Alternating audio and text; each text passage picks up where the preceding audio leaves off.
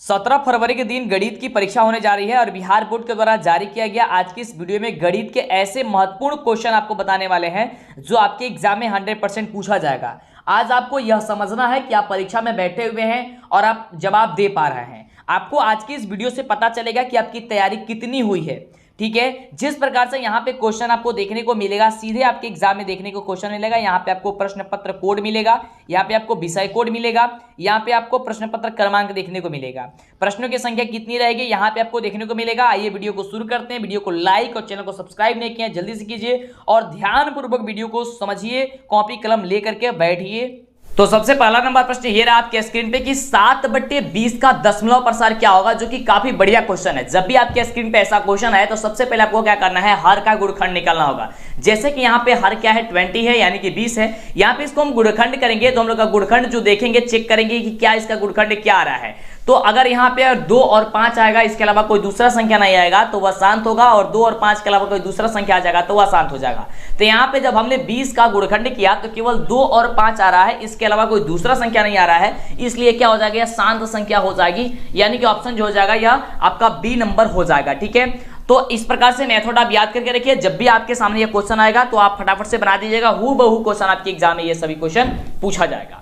अगला देखिए प्रश्न, अगला प्रश्न कह रहा है कि पाई क्या है, जो कि बहुत बढ़िया क्वेश्चन है। पाई क्या है, तो पाई एक अपरिमेय संख्या है। याद करके एकदम दिमाग में बैठा लीजिए। हूबहू क्वेश्चन आपके एग्जाम में आएगा, क्योंकि बिहार बोर्ड के द्वारा जारी किया गया यह क्वेश्चन सारा का सारा क्वेश्चन आपको सॉल्व करा रहा है। जितने बच्चों को पहले से इन सभी उत्तर पता है, मतलब इन प्रश्नों का उत्तर पता है, तो नीचे कमेंट करते रहेंगे और लाइक और चैनल को सब्सक्राइब जरूर करेंगे। कंजूसी नहीं करेंगे तो दिक्कत हो जाएगा, आपको आगे से वीडियो नहीं मिलेगी। फटाफट लाइक सब्सक्राइब कर लेंगे। अगला क्वेश्चन है कि दो संख्याओं का मसा अगर दिया गया है यहाँ पे 15 और रसा दिया गया है 105, उनमें से एक संख्या 5 है तो दूसरी संख्या आपको ज्ञात कर देनी है। इसको ज्ञात करने के लिए एक फॉर्मूला होता है। फॉर्मूला क्या होता है कि मसा गुणे लसा, यानी कि मसा यहाँ पे 115 दिया गया है, 15 दिया गया, माफ कीजिएगा, और लसा आपका 105 दिया गया है। ठीक है, और बराबर होता है दोनों संख्याओं का गुणनफल, यानी कि पहली संख्या गुणे दूसरी संख्या। तो पहली संख्या दी गई है 5 और दूसरी संख्या मान लेते हैं हम लोग यहाँ पे x। ठीक है, अब यहाँ पे कटाएंगे हम लोग तो 5 तिहाई कितना हो जाएगा, 15 हो जाएगा, और 3 में 105 से गुणा करेंगे हो जाएगा हम लोग कितना,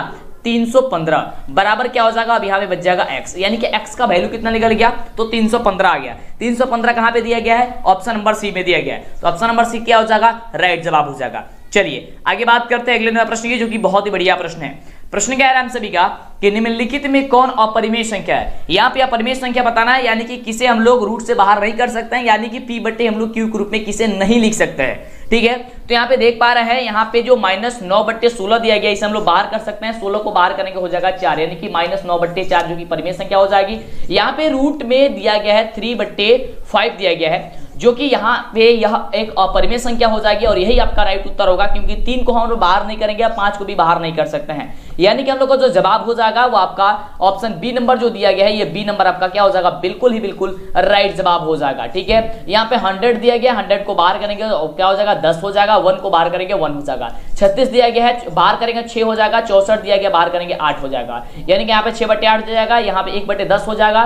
ठीक है, और यहाँ पे -9/4 हो जाएगा, लेकिन इसे हम लोग नहीं बाहर कर सकते, ये रूट में ही रहेगा। तो जो संख्या रूट में रहेगी वो क्या होती है, अपरिमेय संख्या होती है, यानी कि ऑप्शन नंबर हो जाएगा बी नंबर। ठीक है, बहुत सारी चीजें आपको हम बता रहे हैं, बस आपको कान में ईयरफोन लगा लेना है और शांत जगह बैठ करके वीडियो देखना है, आपको कहीं पे भी दिक्कत होने वाली नहीं है। अगला क्वेश्चन, क्योंकि अब सिक्का उछल चुका है, हेड भी अपना होगा और टेल भी अपना होगा। अगला क्वेश्चन कि निम्नलिखित में कौन द्विघात समीकरण है। द्विघात समीकरण कहने का मतलब क्या हो गया कि ax² + bx + c के रूप का होना चाहिए, वही आपका द्विघात समीकरण होता है, अन्यथा वह द्विघात समीकरण नहीं होगा।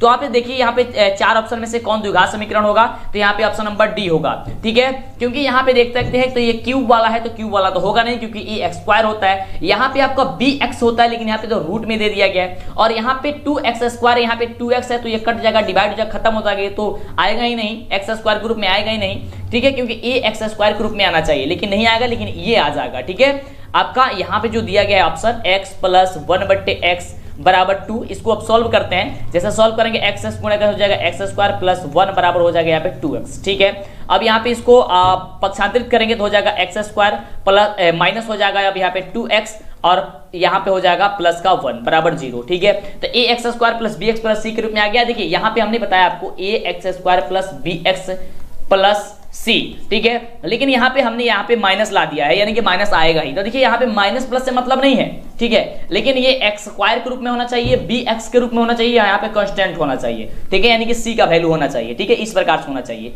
तो आपका क्या होगा, आपका द्विघात आपका समीकरण हो जाएगा, ठीक है। चलिए आगे बात करते हैं अगले क्वेश्चन की। अगला क्वेश्चन कह रहा है, हम सभी का बहुत बढ़िया प्रश्न है, क्वेश्चन आपके हूबहू आपके एग्जाम में पूछा जाएगा। कह रहा है कि 188/220 जो है आपका, इसका सरलतम रूप आपको ज्ञात कर देना है। सरलतम रूप कहने का मतलब होता है सबसे छोटा रूप क्या होगा, यानी कि आपको इतना बार इसको घटाना है ताकि सबसे छोटा हो जाए। तो जब इसे घटाएगा तो हो जाएगा आपका 47/55, और इससे ज्यादा यह नहीं कटेगा, ठीक है। यानी ऑप्शन जो हो जाएगा इसका डी नंबर जो होगा वह राइट जवाब हो जाएगा, ठीक है, कि 47 हो जाएगा 55, ठीक है, 55 हो जाएगा।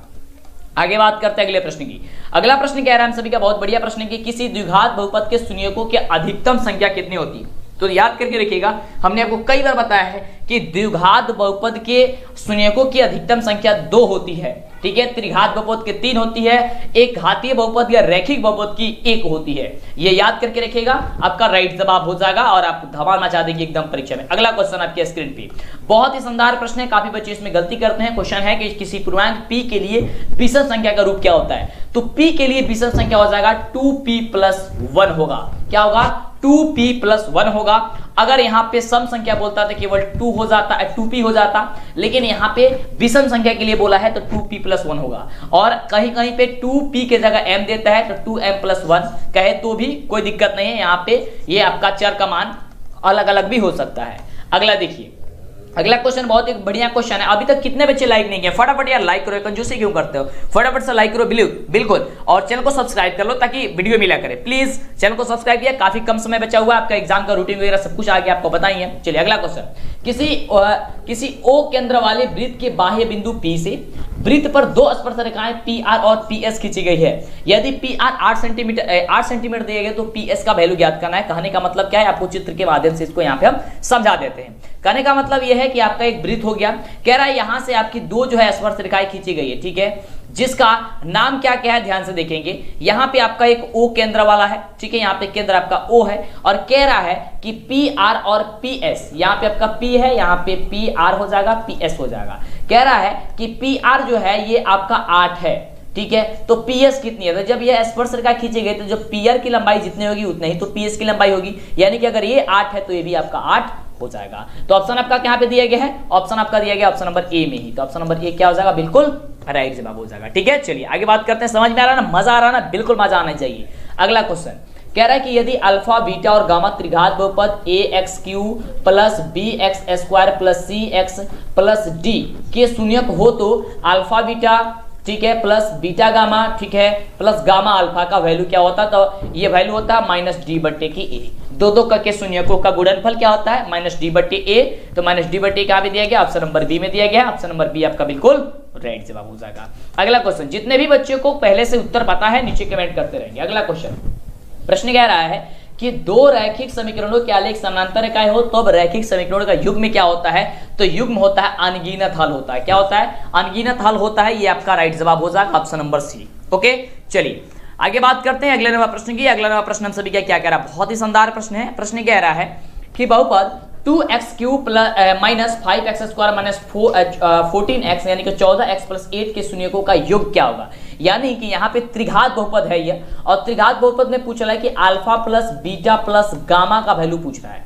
तो alpha plus beta plus gamma बराबर होता है -b/a। तो -b, तो -b का वैल्यू कितना, -5 लगा देते हैं, -5/a। a का वैल्यू कितना है, 2, यहाँ पे कर देंगे हम लोग 2, ठीक है, 2 माइनस क्या हो जाएगा, प्लस क्या हो जाएगा 5, अब 2 यानी कि 5/2, ये कटेगा नहीं, 5/2 कहाँ पे दिया गया, ऑप्शन नंबर डी में दिया गया है, ऑप्शन नंबर डी क्या हो जाएगा, राइट जवाब हो जाएगा। समझ में आ रहा है ना। चलिए आगे बात करते हैं अगले प्रश्न की। चलिए अगला प्रश्न कह रहा है कि समीकरण 9x² - 1 = 0 की मूलों की प्रकृति क्या होगी। तो जब भी प्रकृति ज्ञात करना होगा तो सबसे पहले आपको d का वैल्यू ज्ञात करना होगा। d बराबर होता है b² - 4ac, ठीक है। तो b का वैल्यू यहाँ पे तो कुछ दिया ही नहीं है क्योंकि 0 है, तो 0 का स्क्वायर कर देंगे, यहाँ पे क्या हो जाएगा 0 का स्क्वायर -4 गुणे a का वैल्यू कितना है 9 × c का वैल्यू कितना है यहाँ पे -1, ठीक है। अब चलिए जीरो का स्क्वायर करेंगे जीरो ही होगा।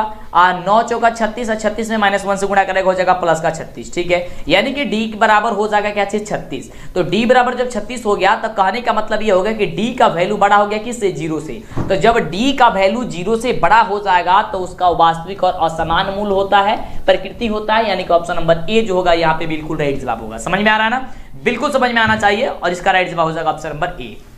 अगला देखिए, अगला प्रश्न हम सभी का कह रहा है, बहुत बढ़िया प्रश्न है कि यदि ए बी सी और पी क्यू आर समरूप त्रिभुज है जिसमें कोण ए बराबर 42 डिग्री है और कोण आर बराबर 80 डिग्री है और कोण बी बराबर आपको बताना है कि क्या होगा। तो ध्यान दीजिएगा, यहाँ पे दो त्रिभुज है, त्रिभुज के माध्यम से समझिए दिक्कत नहीं होगा।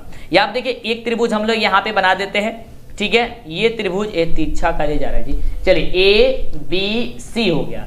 एक ये त्रिभुज आपका बन गया यहाँ पे, या आप इसको बना देते हैं क्या चीज, पी क्यू और आर बना देते हैं। कह रहा है कि कोण ए बराबर 42 डिग्री है यानी कि ये 42 डिग्री है, ठीक है। कोण आर बराबर जो दिया गया है ये 80 डिग्री है यानी कि 80 डिग्री है, चलिए। और कोण बी का वैल्यू बता देना है, यानी कि देखिए ये और एक कह रहा है कि सुनो समरूप है। जब समरूप है तो जब ये आपका 42 डिग्री है तो यहाँ पे इसका सी का भी आर का वैल्यू होता है, यहाँ पे सी का वैल्यू हो जाएगा, यहाँ पे वही वैल्यू हो जाएगा, मान बराबर हो जाएगा, यानी 80 डिग्री ये भी हो जाएगा।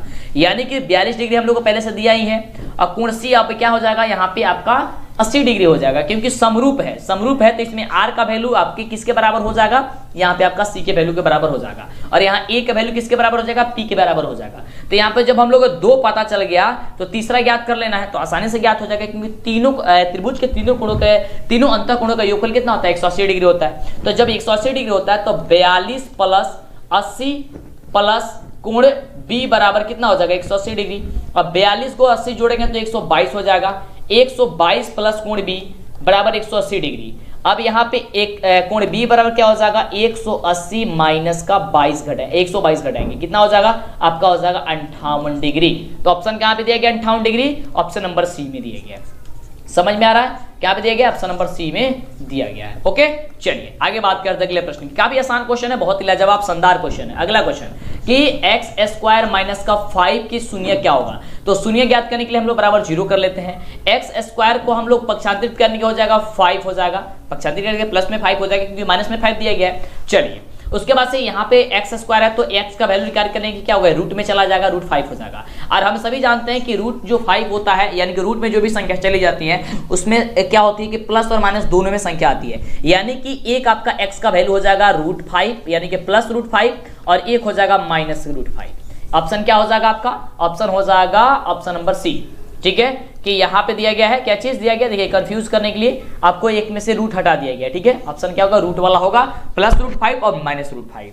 अगले प्रश्न की बात करते हैं। जितने बच्चे अभी तक लाइक नहीं किए फटाफट से करेंगे ना बाबू, प्लीज करेंगे, जल्दी से कर लेंगे, चैनल को सब्सक्राइब कर लेंगे। नीचे डिस्क्रिप्शन में आपको मेरे वेबसाइट का लिंक है, वहां पे आपको ऑनलाइन टेस्ट वगैरह ये ऐप आपको ये मॉडल पेपर वगैरह क्वेश्चन वगैरह सब कुछ मिल जाएगा। ठीक है, अगला क्वेश्चन है कि समीकरण निकाल 3x प्लस के वाई बराबर 0 और 2x प्लस 5y बराबर 20 के अद्वितीय हल होने के लिए के का मान क्या होगा। अद्वितीय हल होने के लिए तो अद्वितीय हल बराबर क्या होता है, a1 बट्टे a2 बराबर b1 बट्टे नहीं होना चाहिए b2। ठीक है, यानी कि 3 बट्टे a1 का वैल्यू 3 है, b1 का मान क्या है आपका 2 है, a1 बट्टे a2 का मान क्या है 2 है, बराबर नहीं होना चाहिए b1 बट्टे b2। b1 का मान कितना है तो k है बट्टे b2 का मान कितना है तो 5 है। अब 3 गुणा करेंगे तो 3 में 5 से गुणा करेंगे कितना हो जाएगा 15, 2 में k से करेंगे हो जाएगा 2k, यानी कि 2k बराबर नहीं होनी चाहिए, कितना हो जाएगा 15। अब k बराबर नहीं होना का क्या चीज 15 बट्टे की 2 क्या होता है 15 बट्टे 2 कटेगा नहीं तो 15 बट्टे 2 ही आंसर आ जाएगा, यानी कि k बराबर नहीं होगा 15 बट्टे 2 ये आपका हो जाएगा आंसर। ऑप्शन नंबर क्या हो जाएगा ए नंबर बिल्कुल राइट जवाब। अगले प्रश्न की बात करते हैं।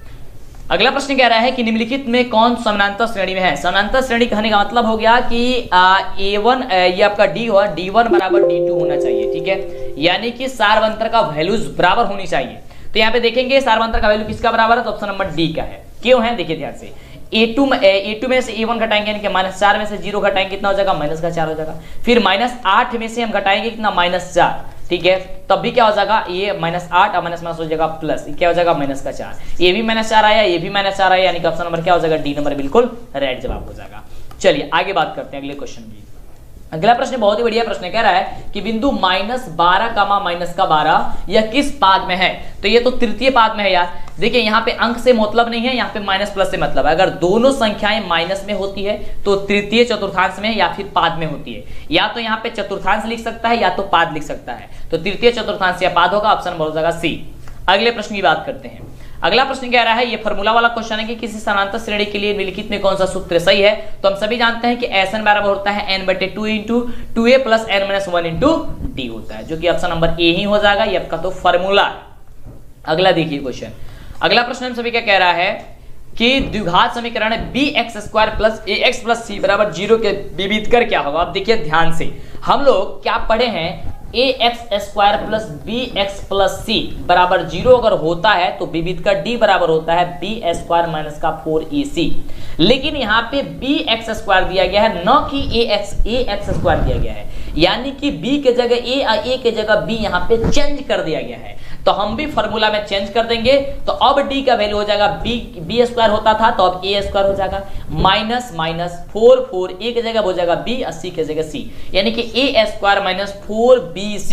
तो a² माइनस 4bc यहाँ पे दिया गया, ऑप्शन नंबर आपको बी में दिया गया है। ऑप्शन नंबर बी क्या होगा? राइट जवाब हो जाएगा। चलिए आगे बात करते हैं। नंबर देखिए, प्रश्न बहुत ही शानदार है और इसे आप लोग सॉल्व कीजिएगा, क्योंकि यहाँ पे क्षेत्रफल निकालना है कि किसी त्रिभुज का क्षेत्रफल आपको ज्ञात करना है जिसका शीर्ष दिया गया। आपको हिंट्स कर देते हैं। ये आपका एक त्रिभुज हो गया, ठीक है, ये आपका त्रिभुज हो गया। ये आपका हो गया ए, यहाँ पे हो गया बी, यहाँ पे हो गया सी।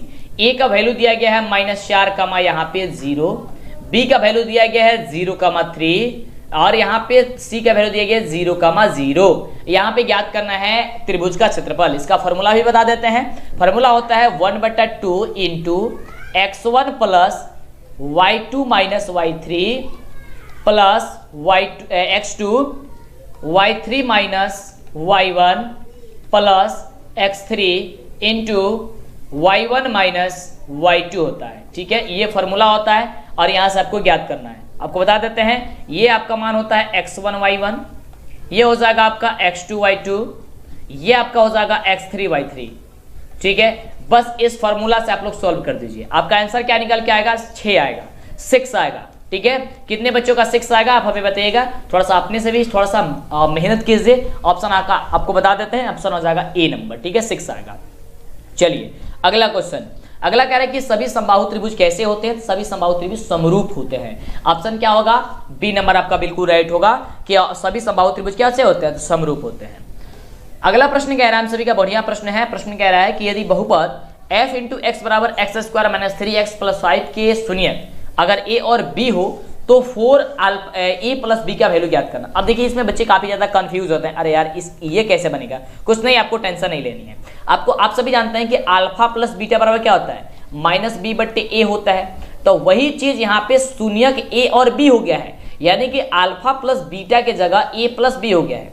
तो a प्लस b बराबर क्या हो जाएगा? -b/a। तो माइनस b यहाँ पे माइनस क्या हो जाएगा? -3/a। का वैल्यू कितना है? 1, ठीक है। उतना हो जाएगा, माइनस हो जाएगा प्लस 3/1, यानी कि हो जाएगा यहाँ पे 3, यानी कि a प्लस b का वैल्यू निकल गया 3। तो यहाँ पे ज्ञात क्या चीज करना है कि 4 इंटू a प्लस b, ठीक है। तो 4 तो 4 और a प्लस b का में निकल गया 3, यानी कि 4 3 12। कितना हो गया आंसर?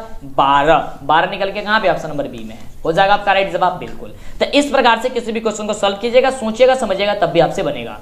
अगला नंबर प्रश्न कह रहा है कि समानांतर श्रेणी 5, 8, 11, 14 यानी कि 14 डॉट के 24 पदों के योग बताना है। योग बताने की SN बताना है। तो SN बराबर फॉर्मूला क्या होता है? SN बराबर होता है n/2 into 2a plus n-1 into d होता है, ठीक है। चलिए तो यहाँ पे n/2, n का वैल्यू कितना दिया गया है? 24। तो हो जाएगा 24/2 इंटू 2a, 2 की जगह 2, a की जगह कितना दिया गया है? यहाँ पे 5 दिया गया, हो जाएगा 5, ठीक है। उसके बाद से प्लस n-1, n का माइनस 24 है, 24 में से 1 हो जाएगा इंटू d का वैल्यू क्या हो जाएगा? 8 में से 5 घटेगा तो कितना हो जाएगा? 3 हो जाएगा यहाँ पे 3। अब इसे सॉल्व कीजिए, इसे कटाएंगे 24 को 2 से तो हो जाएगा 12 इंटू 2 में 5 से गुणा करेंगे हो जाएगा 10 और 24 में घटाएंगे हो जाएगा 23 और 23 में 3 से गुणा करेंगे हो जाएगा आपका 69, ठीक है, यानी कि 69।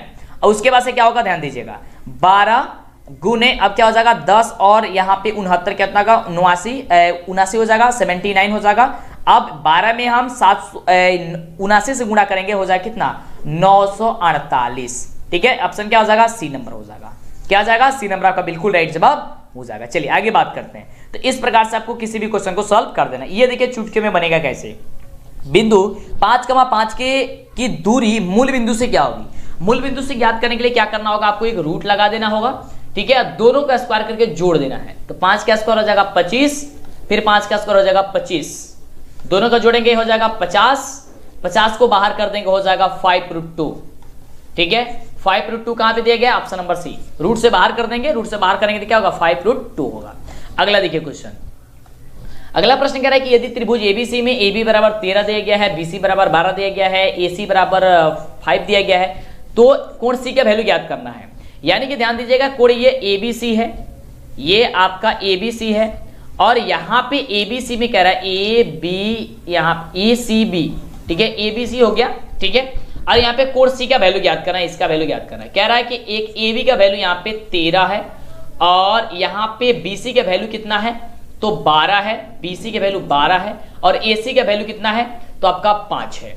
ठीक है, तो आपको ये बता देना है कि बताइए कि कोण C का वैल्यू क्या होगा। तो यहां से हम लोग ध्यान से देखेंगे कि लंब स्क्वायर और आधार स्क्वायर करते हैं तो कर्ण स्क्वायर के बराबर क्या आता है या नहीं आता है। तो 5 का स्क्वायर करेंगे हो जाएगा 25, आप 12 का स्क्वायर करेंगे हो जाएगा 144। ठीक है, ये हो जाएगा 169। ठीक है, क्या हो जाएगा 169। उसके बाद से 13 का स्क्वायर करेंगे हो जाएगा 169। ठीक है, इसका भी करेंगे हो जाएगा आपका 13, यानी कि दोनों का मान ये बराबर आ रहा है। तो दोनों का जो मान बराबर है, यानी कि लंब स्क्वायर प्लस आधार स्क्वायर बराबर कर्ण स्क्वायर के बराबर आ रहा है, यानी कि आपका हो जाएगा 90 डिग्री। कितना हो जाएगा, 90 डिग्री। यदि लंब स्क्वायर प्लस आधार स्क्वायर बराबर कर्ण स्क्वायर होता है तो क्या होता है, उसका मान 90 डिग्री होता है।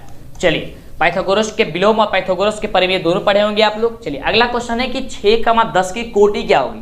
तो ध्यान दीजिएगा, दो होता है, एक होता है भुज और दूसरा होती है कोटि। तो कोटि क्या हो जाएगी 10, क्या हो जाएगी 10। ऑप्शन क्या दिया गया, बी नंबर में।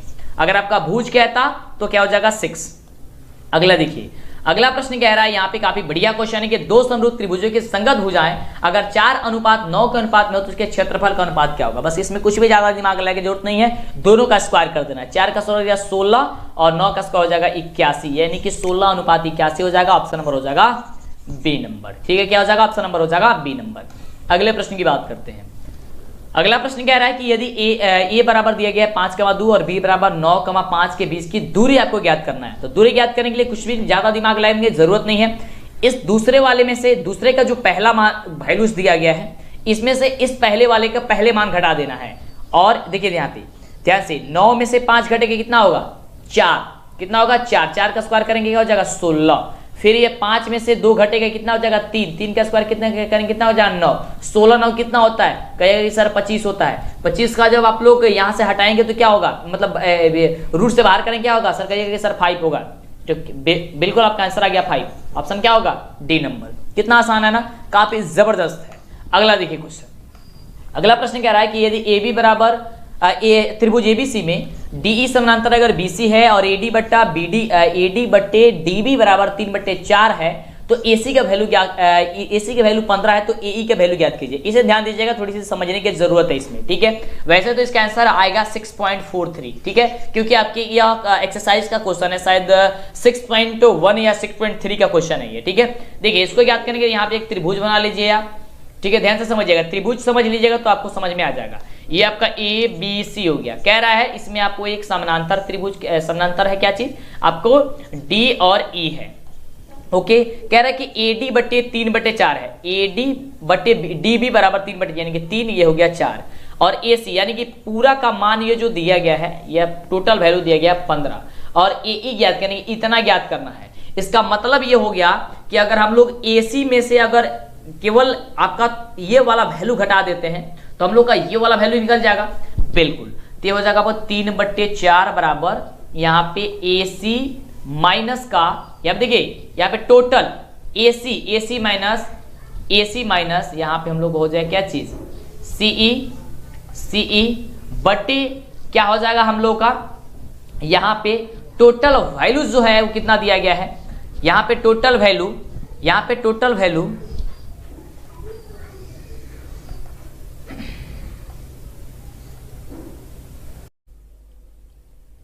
अगला नंबर प्रश्न देखिए, काफी बढ़िया प्रश्न दिया गया है और इसे भी आपको सॉल्व करना है। प्रश्न कह रहा है, क्योंकि यह एक्सरसाइज का क्वेश्चन है आपका 6.1 या 6.3 का, ऐसा ही क्वेश्चन है इसमें का। कह रहा है कि त्रिभुज एबीसी में डी समानांतर बीसी है और एडी बटे डीबी बराबर 3/4 दिया गया है, तो एसी का वैल्यू 15 है, तो एई का वैल्यू ज्ञात कर दीजिए। सारा चीज आपको हम हिंट्स कर देते हैं, बस आपको सॉल्व कर लेना है। यहाँ पे हम आपको एक त्रिभुज बना देते हैं, तो यहाँ पे एक त्रिभुज ये बन गया, ये त्रिभुज आपका बन गया ए, ये बन गया बी और ये बन गया आपका सी। यहां कह रहा है कि एक समानांतर है, तो डी ई एक समानांतर हो गया। कह रहा है कि एडी बराबर 3 है, तो एडी बराबर हमने कर दिया 3, डीबी बराबर 4 है, तो हमने कर दिया 4। जिस प्रकार से हम कर रहे हैं इसी प्रकार से करिएगा, केवल आपको सॉल्व कर लेना है। और टोटल का वैल्यू यहाँ पे दिया गया है 15, ठीक है, 15 सेंटीमीटर यहाँ पे दिया गया है। ये ए सी का वैल्यू दिया गया है, ठीक है। और ए ई यानी ऊपर वाला मान ये पूछ रहा है, यहां से यहां तक पूछ रहा है।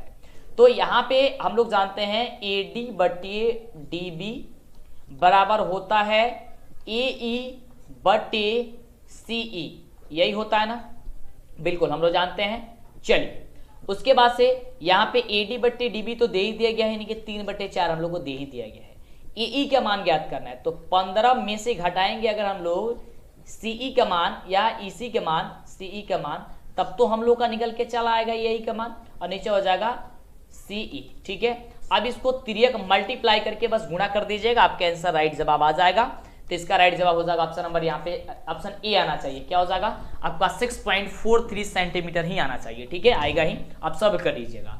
चलिए आगे बात करते हैं अगले क्वेश्चन की। आपको ये एक्सरसाइज का क्वेश्चन है, वैसे सारा चीज तो हेल्प कर ही दी है। अगला क्वेश्चन है कि समानांतर श्रेणी 4, 9, 14, 19 डॉट डॉट का कौन सा पद 109वां है, यानी कि 109वां पद कौन सा है आपको बताना है। यानी कि a plus n minus 1 into D बराबर दे दिया गया है 109, ठीक है। क्या दिया गया है, a plus n minus 1 into D बराबर दे दिया गया इतना 109। तो a का वैल्यू कितना दिया गया है 4 प्लस n का वैल्यू ज्ञात करना है -1 इंटू डी का वैल्यू क्या हो जाएगा, 9 में से 5 4 जाएगा, कितना बचेगा 5, बराबर हो जाएगा 109। अब देखिए यहाँ पे जब इसको 4 को पक्षांतरित करेंगे तो कितना हो जाएगा, और इसको हम लोग गुणा कर लेंगे तो 5n माइनस हो जाएगा 5 बराबर हो जाएगा 109। आइए आपको क्या हो जाएगा, अब यहाँ पे आकर के ये जो है आपका घट जाएगा, यहाँ पे हो जाएगा 4, ठीक है। अब देखिए 5n माइनस 5 बराबर कितना हो जाएगा 105 हो जाएगा। अब 105 में फिर क्या होगा 5n बराबर हो जाएगा, ये अब माइनस में फिर जाएगा इधर, तो हो जाएगा आपका 110। 5n बराबर हो गया 110, तो 5n बराबर क्या हो जाएगा 110 बट्टे की 5, यानी हो जाएगा 55, ठीक है। तो 22 माफ कीजिएगा 22 होगा, कितना का 22, ठीक है। तो 22 आपका क्या हो जाएगा, ऑप्शन नंबर डी हो जाएगा, ठीक है। 110 में 5 से भाग देंगे तो 22 आएगा, तो 22वां पद आपका हो जाएगा, ठीक है। चलिए आगे बात करते हैं अगले नंबर प्रश्न की। तो काफी बढ़िया क्वेश्चन है। अगला नंबर कह रहा है कि यदि tan थीटा बराबर 12/5 दिया गया है तो sin थीटा का वैल्यू ज्ञात कीजिए। इसको ज्ञात करने के लिए sin थीटा बराबर क्या होता है, लंब बटे कर्ण होता है। तो यहाँ पे tan थीटा पर क्या होता है, लंब बटे आधार होता है, यानी कि कर्ण का वैल्यू नहीं दिया है तो कर्ण का वैल्यू ज्ञात करना है। कर्ण का वैल्यू ज्ञात करने के लिए क्या होता है, लंब स्क्वायर प्लस आधार स्क्वायर, यानी कि लंब स्क्वायर 12 का स्क्वायर हो जाएगा 44 और प्लस 50 25, ठीक है, हो जाएगा 169। 169 को बाहर करेंगे बच जाएगा 13, यानी कि कर्ण आ गया 13। तो साइन थीटा बढ़ता है लंब बटे कर्ण, तो लंब आपका 12 दिया गया, कर्ण आपका 13 हो गया, यानी कि 12/13 कहां पे दिया गया है, ऑप्शन नंबर ए में दिया गया है। समझ में आ रहा है। चलिए आगे बात करते हैं अगले नंबर प्रश्न की। तो इस प्रकार से किसी भी क्वेश्चन को आप आसानी तरीके से सॉल्व कर लेंगे, काफी मजेदार है, लाजवाब है। जल्दी से वीडियो को लाइक और चैनल को सब्सक्राइब कर लेंगे, जिससे कि आगे से वीडियो मिले। अगला देखिए क्वेश्चन, इस चूट क्यों बनाएंगे, काफी बच्चों की इसमें परेशानी होती है। कह रहा है कि बिंदु ए बराबर जो है -7,5 है और बी बराबर दिया गया 4,2। तो मिलाने वाले रेखाखंड के मध्य बिंदु का आपको नियामक बताना है। चलिए तो मध्य बिंदु का नियामक क्या होता है, ध्यान दीजिएगा। क्या कीजिएगा, आपको इसमें का पहला और इसमें का पहला दोनों को जोड़ करके आपको ट्रिक बताते हैं। इसमें का पहला और इसमें का पहला वाला जोड़ करके 2 से भाग दीजिएगा। तो 7 में से यहाँ पे -7 में 4 जोड़े कितना होगा -3 और बट्टे 2, ठीक है। और 5 और 2 कितना होगा 7/2, आपका आंसर आ गया -3,2 और 7,2। क्या हो जाएगा आपका आंसर, ऑप्शन नंबर बी। तो ये आपका बिल्कुल राइट जवाब हो गया। बस इसी प्रकार से ये बनता है। जब भी आपसे क्वेश्चन आएगा इस प्रकार, आप फटाफट इस फॉर्मूले से आप इस ट्रिक से बना दीजिएगा, आपका बिल्कुल राइट जवाब हो जाएगा। अगला देखिए प्रश्न कह रहा है कि यदि सूर्य की ऊंचाई 60 डिग्री है, ठीक है, ऊंचाई 60 डिग्री है, तब 30 डिग्री मीटर की लंबी छाया बनाने वाले उद्धर के मीनार की जो ऊंचाई होगी किस प्रकार से होगी। यानी कि मान लेते हैं ये कि आपका ये हो गई आपके मीनार, ठीक है, इसकी ऊंचाई जो है आपका ABC इसको मान लेते हैं। इसकी छाया कितने दी गई है, 30 मीटर दी गई है, और कह रहा है कि ये 60 डिग्री है, इसका कोण 60 डिग्री मान लेते हैं। तो यहाँ पे कह रहा है इसकी ऊर्ध्व मीनार की ऊंचाई यानी कि ये बताना है, यानी कि 10 बताना है। तो 10 60 डिग्री बराबर कितना हो जाएगा, AB बटे 30, ठीक है। तो 10 60 का वैल्यू कितना होता है, रूट का 3 होता है, रूट 3 बराबर क्या होता हो जाएगा, AB बट्टे कितना हो जाएगा, 30 हो जाएगा, और नीचे 1 कुछ नहीं है तो 3 मल्टीप्लाई कर देंगे, कितना हो जाएगा, यहाँ पे AB बराबर हो जाएगा 30√3, ठीक है। 30√3 कहाँ पे दिया गया है, 30 बट्टे √3, ठीक है। कहाँ पे दिया गया है, 30√3 कहाँ पे दिया गया, ऑप्शन नंबर सी में दिया गया है। क्या दिया गया, ऑप्शन नंबर सी में, ठीक है। 30√3 हो जाएगा, यहाँ पे चीजें गुणा कर दिए हैं, ठीक है। चलिए आगे बात करते हैं, आगे बात करते हैं। अगला क्वेश्चन काफी बढ़िया क्वेश्चन के, दो खंभे जिसकी ऊंचाई है 6 मीटर 11 मीटर है, समतल भूमि पर खड़े हैं, दो यदि खंभों के पास के बीच की दूरी जो 12 मीटर है तो उसकी ऊपरी सिरों की ज्ञात किया। और देखिए ये काफी आसान है और ये क्वेश्चन आपका एग्जाम में 5 नंबर का भी पूछा जाता है, तो ध्यान से समझ लीजिए। अगर एक ट्रिक भी पता होगा तो केवल आपको लिखना होगा, लिख कर बना दीजिएगा। देखिए दो गो खंभा है, एक खंभा कह रहा है कि 6 मीटर है और दूसरा खंभा कह रहा है कि 11 मीटर है, ठीक है। और इसके नीचे जो ये आपका है इसके बीच की दूरी जो है वह 12 है, ठीक है। अब कह रहा है इसको जो, अब हम यहाँ पे इसको मिला देते हैं। अब कह रहा है इसके सिरों के बीच के ज्ञात कीजिए, यानी कि मान लीजिए A हो गया, B हो गया, C हो गया, D हो गया, E हो गया, ठीक है। चलिए, और ये पूछ रहा है, ये भी दिया है, ये भी दिया है, ये भी दिया है, ये टोटल दिया है। तो जब ये टोटल दिया है तो हम लोग को इसका मान कितना हो जाएगा, क्योंकि देखिए इसकी लंबाई के बराबर अब हो गया। जब हमने कट किया तो 6 ये हो गया, 6 ये हो गया, ठीक है। तो जब 6 ये हो गया तो ये टोटल लगा रहा थी, कितना हो जाएगा, 11 में से 6 जाए कितना बचेगा, 5, यानी कि ऊपर वाला 5 आ गया, ठीक है। इसी प्रकार से आसानी तरीके से 5 आ गया। तो जब 5 हम लोग को ये पता हो गया और ये नीचे वाला 12 है तो अभी ऊपर वाला इसमें भी 12 होगा, तो 12 भी पता चल गया, 5 भी पता चल गया, यानी कि लंब और आधार पता चल गया। कर्ण निकालना है, कर्ण का फॉर्मूला क्या होता है, लंब स्क्वायर प्लस आधार स्क्वायर, 5 का स्क्वायर 25 और 12 का स्क्वायर 144 हो जाएगा। दोनों को जोड़ेंगे 169, 169 को बाहर करने हो जाएगा 13, यानी कि 13 मीटर हो जाएगा आंसर। और यह क्वेश्चन आपके एग्जाम में 5 नंबर में भी आता है। चलिए अगला क्वेश्चन, काफी आसान क्वेश्चन है, कई बार ये क्वेश्चन पूछा गया है। और देखिए फिर इसमें भी आ गया है क्वेश्चन कि दो वृत्तों के क्षेत्रफल का अनुपात अगर 9:1 है तब उनकी त्रिज्याओं का अनुपात क्या होगा। तो देखिए जब भी त्रिज्याओं का अनुपात पूछेगा तो इसका वर्गमूल निकाल दीजिएगा, ठीक है। 9 का वर्गमूल करेंगे 3 हो जाएगा और 1 का करेंगे कितना हो जाएगा, 1 हो जाएगा, यानी कि 3:1 हो जाएगा। तो 3:1 कहाँ पे दिया गया, ऑप्शन नंबर ए में दिया गया है। ऑप्शन नंबर ए क्या होगा, राइट जवाब हो जाएगा। समझ में आ रहा है। चलिए आगे बात करते हैं। अगला क्वेश्चन कह रहा है कि 4, 2, 5, 2, 0, 3, 2, 3 का बहुलक क्या होगा, यानी कि सबसे ज्यादा बार कौन आया है। तो देख रहे हैं यहाँ पे 2 और यहाँ पे 3, यानी कि 3 बार 2 आया है और 2 बार 3 आया है, यानी कि सबसे ज्यादा बार 2 आया है। तो 2 आपका आंसर क्या हो जाएगा, जो सबसे ज्यादा बार आया होगा वही आपका बहुलक होगा। अगला देखिए, अगला प्रश्न कह रहा है कि यदि घनाभ की लंबाई, चौड़ाई और ऊंचाई क्रमशः 15, 12 और तथा 4.5 है, ठीक है। तो इसका जो आंसर निकल के आएगा, यानी कि इसका आयतन ज्ञात करना, तो इसको ज्ञात करने के लिए कुछ नहीं करना होगा, 15 × 12 × 4.4 कर दीजिए। अब जैसे ही इतना आप गुणा कीजिएगा तो ये फटाफट तरीके से आएगा। क्या गुणा करना है, 15 × 12 और गुणे आपको करना है 4.5 में, ठीक है। तो ये हो जाएगा आपका 810 सेंटीमीटर क्यूब। क्या हो जाएगा, 810 सेंटीमीटर क्यूब हो जाएगा। ऑप्शन क्या हो जाएगा, बी नंबर आपका हो जाएगा। चलिए आगे बात करते हैं अगले नंबर प्रश्न की।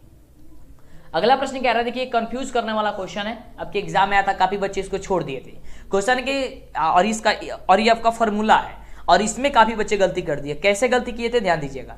कोण थीटा वाले त्रिज्याखंड का क्षेत्रफल ज्ञात कीजिए। तो सभी बच्चों को याद क्या था, त्रिज्याखंड का क्षेत्रफल कि थीटा बटे 360 × πr², इतना सभी किसी को याद था।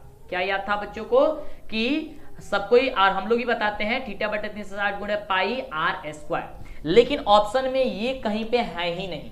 तो काफी बच्चे बोले कि सर क्वेश्चन ने गलती दे दिया है या ऑप्शन गलती दे दिया है। बिल्कुल गलती नहीं दिया है, ध्यान दीजिएगा। यहाँ पे जो है क्या किया गया है, ऑप्शन नंबर सी में ध्यान से देखिए। सी में जब ध्यान से आप देखेंगे तो क्या दिया गया है कि थीटा बटे 720 × 2πr², जब इसके 2 से कटाएंगे तो 360 नहीं आ जाएगा। तो थीटा बटे 360 × πr² नहीं आ गया, कहेंगे सर आ गया, बिल्कुल तो आ गया। तो यही आंसर हो जाएगा आपका।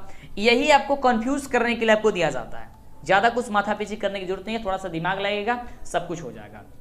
अगला देखिए, अगला क्वेश्चन कह रहा है कि 1 माइनस साइन ए, ठीक है, और कह रहा है कि 1 माइनस साइन ए, ठीक है, ये किसके बराबर है?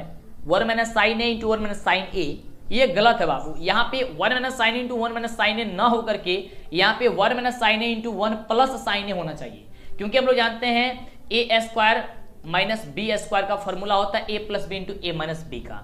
तो यहाँ पे अगर ऐसा अगर ऑप्शन रहता है दोनों माइनस में, तब तो यहाँ पे कोई भी ऑप्शन नहीं होगा हमारे अनुसार से, ठीक है, और होगा ही नहीं। और देखिए अगर ये रहता है, अगर यहाँ पे एक प्लस रहता है एक माइनस रहता है, तो हम लोग इस फॉर्मूले से बना देंगे, तो क्या हो जाएगा ए स्क्वायर, तो ए का स्क्वायर करेंगे 1 का स्क्वायर हो जाएगा 1, यहाँ पे प्लस होगा, ठीक है। चलिए उसके बाद साइन स्क्वायर, साइन स्क्वायर हो गया, ठीक है, साइन स्क्वायर ए, और 1 का स्क्वायर करेंगे 1 और साइन स्क्वायर तो साइन स्क्वायर हो ही गया। तो 1 माइनस साइन स्क्वायर किसके बराबर होता है? कॉस स्क्वायर के बराबर होता है, तो कॉस स्क्वायर क्या हो जाएगा? ऑप्शन नंबर बी होगा, ठीक है। यहाँ पे माइनस ना देकर के प्लस देना चाहिए। आगे बात करते हैं अगले नंबर क्वेश्चन की। अगला नंबर क्वेश्चन क्या कह रहा है? बहुत ही शानदार प्रश्न है, और अभी तक जितने भी बच्चे वीडियो को लाइक, चैनल को सब्सक्राइब नहीं किए फटाफट करेंगे। अगला नंबर प्रश्न कह रहा है कि वर्ग अंतराल 110 और 130 का वर्ग चिन्ह क्या होगा? तो देखिए वर्ग चिन्ह ज्ञात करने के लिए दोनों को जोड़ करके 2 से भाग देना होता है, यानी कि 110 प्लस 130 बट्टे 2, तो हो जाएगा कितना जी? 240 बट्टे 2। 240 में घटाएंगे, जब भाग देंगे तो कितना हो जाएगा? 120। क्या हो जाएगा? 120। यहाँ पे 40 लिखिए, चलिए 40 क्या हो जाएगा? 120 हो जाएगा। क्या हो जाएगा? ऑप्शन नंबर हो जाएगा डी नंबर। समझ में आ रहा है? चलिए आगे बात करते हैं। अगला क्वेश्चन, ये तो सभी बच्चों को याद होगा यार, काफी आसान क्वेश्चन है। अगर ऐसा क्वेश्चन कहीं भी आता है, बस आप एक पे टिक कर दीजिएगा आंख बंद करके, तब वो आपका आंसर आ जाएगा, ठीक है। tan 57 डिग्री बटे cot 33 डिग्री, ये आपका आंसर आ जाएगा 1। क्योंकि देखिए ध्यान से इसको समझा देते हैं क्यों आता है। देखिए ये क्या होता है, ये दोनों में से एक किसी को चेंज करना होता है। तो tan 90 minus theta, 90 minus theta, theta के बदले कितना हो जाएगा? यहाँ पे 57 है, यानी कि 10 के बदले हम लोग यहाँ पे लिख सकते हैं 90 में से 33 घटाएंगे तो आ जाएगा 57, बिल्कुल आ जाएगा। और यहाँ पे हो जाएगा कॉट का 33 डिग्री। अब देखिए tan 90 माइनस थीटा होता है किसके बराबर? कॉट थीटा के बराबर, तो हो जाएगा कॉट कितना? अब यह हो जाएगा 30 डिग्री, और नीचे हो जाएगा कॉट 30 डिग्री। अब दोनों को कटाएंगे तो कितना आ गया? 1 आ गया, बिल्कुल तो हो गया आपका आंसर ही। यही तो बता रहा है, काफी ईजी है ना। चले काफी ईजी है।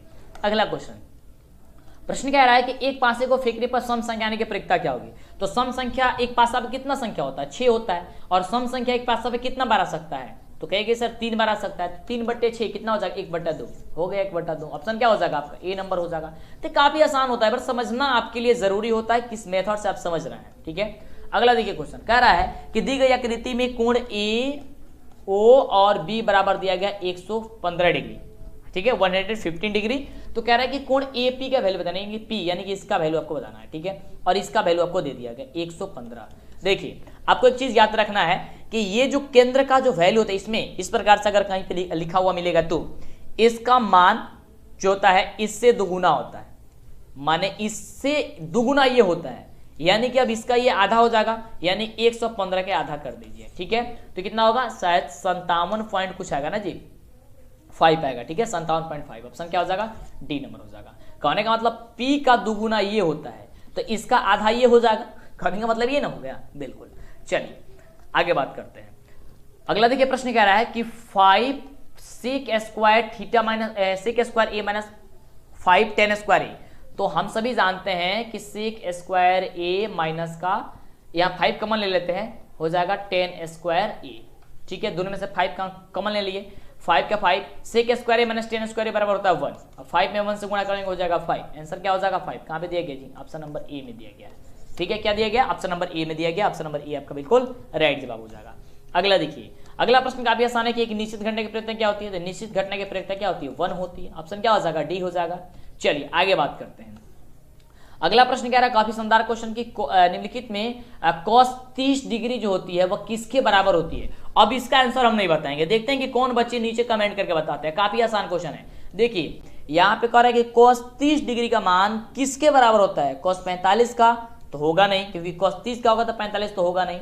sin 60 tan 30 cos 60, फिर एक cos में दे दिया गया है तो cos में तो होगा नहीं, ठीक है। अब होगा क्या चीज आपको ये बताना है, ठीक है। इतना हेल्प कर दिए, नीचे कमेंट कीजिए फटाफट से। चलिए बात करते हैं अगले क्वेश्चन की।